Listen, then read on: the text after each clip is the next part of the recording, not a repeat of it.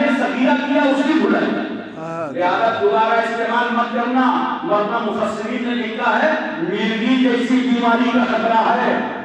اب محبت سے فیصلہ کرو، توجہ سے فیصلہ کرو۔ ایک پانی میں اگر تم وضو کرو مائع مستعمل ہو جائے تو اس سے وضو کرنے کی اجازت نہیں ہے، کیوں؟ بیماری پھیل جائے گی، مرگی جیسی بیماری ہو جائے گی۔ یہ ہمارے تمہارے وضو کا پانی ہے، لیکن اگر وضو کر رہے ہوں مصطفیٰ جانے رہا ہے، اگر وضو کر رہے ہوں رحمت اللہ علیہ، اگر وضو کر رہے ہوں اللہ کا پیغمبر، تو صحابہ کرتے ہیں ہتھیلی پہ ہتھیلی، ہتھیلی پہ ہتھیلی، ہتھیلی پہ ہتھیلی، لگتا تھا کہ آپس میں نزاع ہو جائے گا، اور جس صحابی کو پانی نہیں ملتا تھا وہ دوسرے صحابی سے کہتے تھے لاؤ اپنا خالی ہاتھ میرے ہاتھ میں رکھ دو۔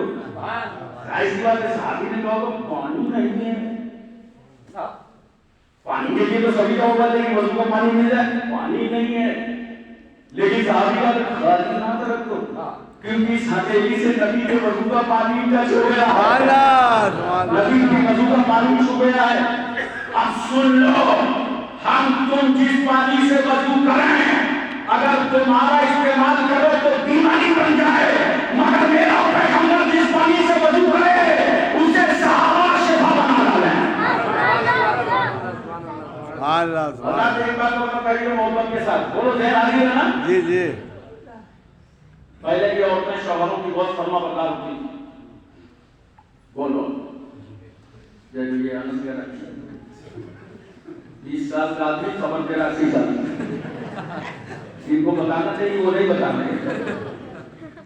پہلے کے عورتیں شوہروں کی بہت فرما بردار ہوتی تھی، مگر اب یہ پوسٹ ٹرانسفر ہو گئی، اب مرد خود ہی فرما برداری کرنے لگے۔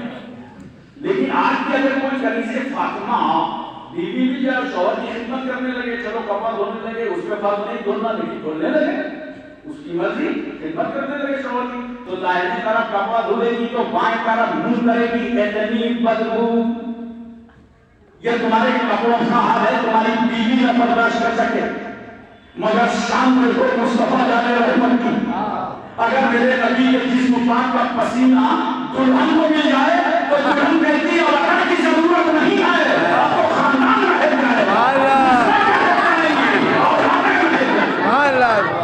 میرے آقا صلی اللہ علیہ وسلم کی گلیوں سے گزرتے تھے، صحابہ کہتے تھے راستہ پوچھنے کی ضرورت نہیں ہے، چلے چلو راستے کی خوشبو بتا رہی ہے، اللہ کا پیغمبر یہی سے گزرا ہے، اللہ کا نبی یہی سے گزرا ہے، اللہ کا نبی یہی سے گزرا ہے۔ تعلق رسول سے بڑھاؤ، بولو اگر نہ سمجھنا ہے تو آسان کر دو، نبی سے تعلق کیوں ضروری ہے؟ اتنا ضروری ہے، 3 دوست ہیں دنیا میں، دیکھو ایک دوست تمہارا ساتھ چھوڑ دے گا، روح نکلی ساتھ چھوڑا، وہ کون سا ہے معلوم ہے؟ Aadhaar card, PAN card, registry, پاکہ 11، کاغذات گھر کے، نقل نیلم کرتے ہیں، اتنے تمہارے نام کاغذ بنے ہیں، روح نکلی سارے دوست چھوڑ دیں گے، ختم سارے کاغذ۔ پھر دوسرا دوست ہے، وہ تھوڑی دور تک چلے گا، روح نکل جائے گی، جب قبر میں 5 منٹ قبر میں جائیں گے، نہیں سمجھے تو دوست جو ہے قبر تک پہنچا دیا، روح نکلتے ایک دوست نے ساتھ چھوڑ دیا، دوسرا والا دوست قبر تک پہنچا کے آئے گا اور ایسی بن کے تکتے لگائے، وہ جلدی جلدی دیکھ لو بھائی کیا کر رہے ہو، جلدی کرو۔ 2 جگہ مسلمان اتنا بولتے ہیں علماء تنگ ہو جاتے ہیں، ایک نکاح پڑھانے کے ٹائم اور ایک قبرستان میں دفنانے کے ٹائم، اتنے قاتل سب بن جاتے ہیں کہ علماء سے نہیں پوچھیں، جلدی کرو، لو مٹی ہوئی واپس چلی، دوسرے ساتھی نے ساتھ چھوڑ دیا، اب تیسرا دوست تمہارا ہے، کیا ہے؟ یہ محبت رسول کا تعلق ہے، یہ رسول اللہ سے محبت، یہ تمہاری نیکیاں، یہ تمہارے اچھے اعمال ہیں، یہ تمہیں ساتھ نہیں چھوڑے۔ دیکھو نبی کے تعلق کو کتنا اہم تعلق ہوتا ہے، جو لوگ حج کرنے کے لیے گئے ہیں ان سے پوچھو کہ یوم عرفہ کے دن میدان عرفات میں زور کی نماز پڑھا، عصر کی نماز پڑھا، اور اس کے بعد حکم یہ ہے کہ جب عصر پڑھ دو تو جبل رحمت کی طرف متوجہ ہو جاؤ، سارے حاجی جبل رحمت کی طرف متوجہ ہو جاتے ہیں عصر پڑھ چکے، اور حکم کیا ہے؟ میدان عرفات سے نکلنا مت، کب تک؟ جب تک سورج نہ ڈوب جائے، جب تک سورج نہ ڈوب جائے عرفات مت چھوڑنا، اور جب سورج ڈوب جائے تو مغرب مت پڑھنا. ذرا توجہ کیجیے گا، مغرب نہیں پڑھ سکتے. ہم نے کہا اللہ ہم کو سورج ڈوبنے سے پہلے نکلنے کی اجازت نہیں دی گئی، اگر سورج ڈوب گیا تو مغرب پڑھنے کی اجازت نہیں ہے.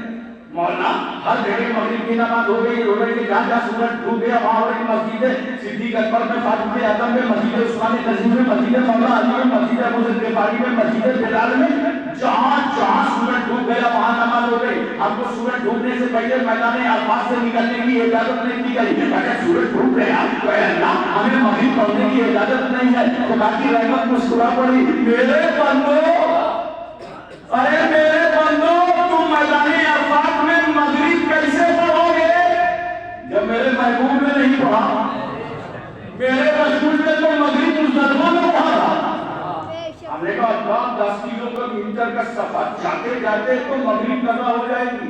خدا کی رحمت مسکراتی. نہیں میرے بندو، تم مزدلفہ میں جانا، 10 کلومیٹر کا سفر کرنا، اس کے بعد مغرب پڑھنا. آج اگر تمہاری مغرب قضا ہوئی، مغرب کا ٹائم نکلا، تو تمہارا خدا تم سے اتنا خوش ہے کہ تم میرے محبوب کی ادا کر رہے ہو. یاد رکھنا تمہاری مغرب کو اللہ قضا نہیں ہونے دے گا، وہی قبول فرمائے گا.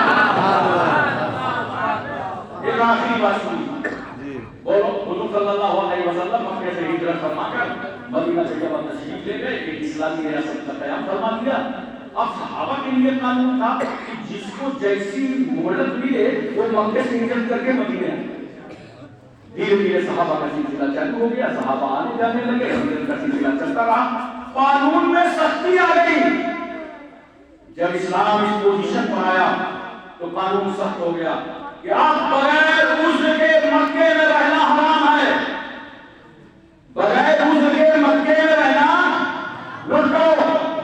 سختی آ گئی کہ بغیر عذر کے مکے میں نہیں رہ سکتے، مدینے آ جاؤ. بغیر عذر کے کوئی مکے میں نہیں رہ سکتا. ہم نے کہا تب مکے میں رہنا حرام. جہاں کعبہ ہے وہاں رہنا حرام، جہاں میثاق رحمت ہے وہاں رہنا حرام، جہاں حتیم کعبہ ہے وہاں رہنا حرام، جہاں تیرے رسول کی ولادت گاہ ہے وہاں رہنا حرام. مولا جہاں مینا ہے وہاں رہنا حرام، صفا ہے وہاں رہنا حرام، مروہ ہے وہاں حرام، مزدلفہ ہے وہاں حرام، میدان عرفات ہے وہاں حرام. خدا کی رحمت مسکرا پڑی. میرے بندو مکے میں سب کچھ ہے مگر میرا محبوب نہیں ہے. محبوب کو مدینے چلا گیا، میرا حبیب کو مدینے چلا گیا. اے لوگوں اپنے آقا سے تعلق بڑھاؤ، یہی کام آئے گا. وآخر دعوانا الحمدللہ رب العالمین. السلام